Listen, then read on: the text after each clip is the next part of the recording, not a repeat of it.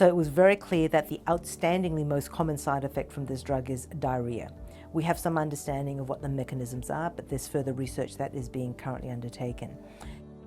In the development of the trial, remembering that the trial was commenced in 2009, it wasn't at that time required for the women that participated in the extent study to receive preventative drug therapy for the diarrhea.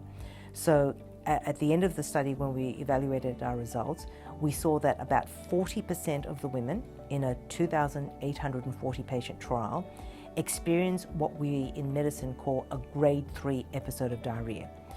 By that we mean that at least on one occasion, a woman experienced having more than 7 episodes of loose bowel actions that day.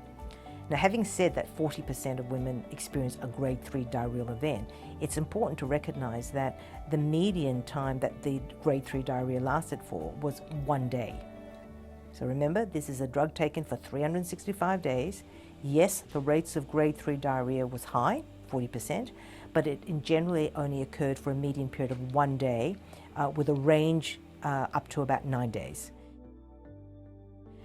I think if you just look at the figure, 40% grade 3 diarrhea, and don't go any further, I think that would give both clinicians and patients the wrong impression. I think that to understand that even if a woman was to experience severe grade 3 diarrhea, it's very, very short-lived, is important for them to know.